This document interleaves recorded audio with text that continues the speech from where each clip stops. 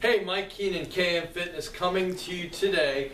Today we're going to talk a little bit about stress management and how we can use diet, exercise, and lifestyle to help manage your stress levels as opposed to looking for more pharmaceuticals. Okay? The first thing we want to talk about is sleep. You should be sleeping 7 to 8 hours every night with good quality sleep. So if you have any sleep disorders, you need to take care of them. If you have sleep apnea, you have to make sure that we can eliminate that problem. But a lot of times with regards to stress, it has to do with mental and physical stresses. So the one thing we recommend is taking something natural that'll help you to control your cortisol levels and your melatonin levels. Now, what do we know about cortisol and melatonin? They're actually opposite sides of the same coin. So when your cortisol levels go up, it's going to depress your body's ability to produce and circulate melatonin. Okay, so the first thing you need to do, or what most people do, is they start taking melatonin, but that doesn't help with the cortisol problem. Okay, so our first goal is to lower cortisol levels. There's two natural herbs you can use. One is called L-theanine, and one is called 5-HTP. This will naturally lower your cortisol levels. When that happens, your body will start to produce more melatonin, and if you can find a product that also includes melatonin to give you a little bump there, it'll help you to fall asleep. Now, we advocate a product called Sleep. It's developed by ID Life, okay?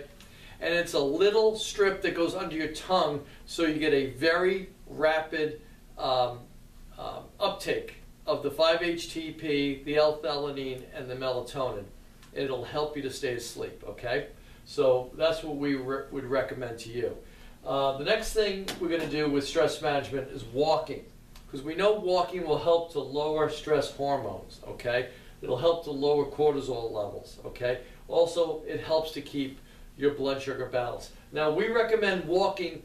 What we do not recommend is jogging. Now, some people love to jog, and that's great. And if you have no trouble with sleep and stress, keep doing it. But if you have chronic aches and pains, you're having trouble sleeping, or you start to develop stress fractures in your feet and your lower legs, it's indicative that jogging is not for you. Now, most people, when they come to me, they have no problem with the exercise, they have no problem with the walking. But if I told them to start jogging, they probably would never come back. So we, for a lot of different reasons, we don't advocate jogging. The problem with jogging is that you never get to a breathless and burning, hot and heavy environment. Therefore, you never get the release of the healing compounds. Okay, I'll talk about that more when we get to the intense exercise portion of our talk here real quick.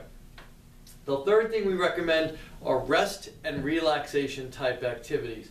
This could be going for a massage, time with pets, time with family, intimacy with your significant other, hot Epsom salt baths. These also help to lower your stress levels.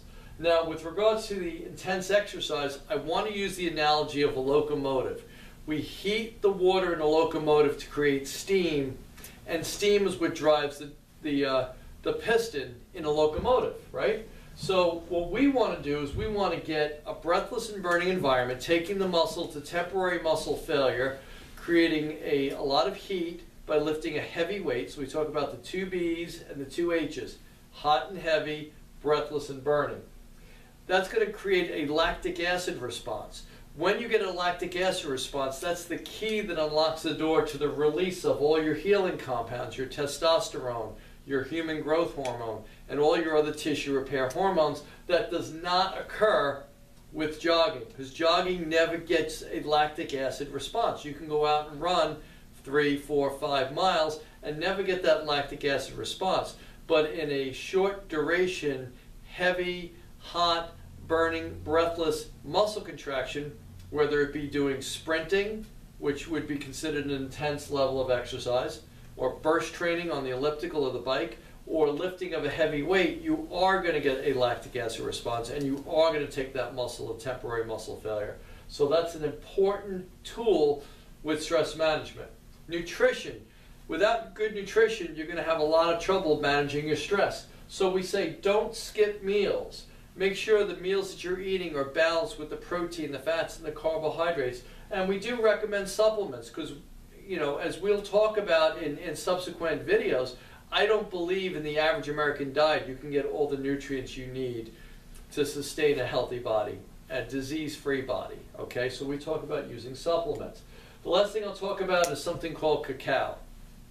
Cacao really is nothing more than unsweetened chocolate. Okay, and what do we know about cacao? It helps to increase dopamine and serotonin levels, which will help to calm your brain a little bit. For more information, go to KeenanMedicalFitness.com. We have a lot of links there. There is a link to ID Life where the sleep strips are produced. And if you have any other questions or concerns, feel free to give us a call over at the studio, 732-292-1333. See you on the next video.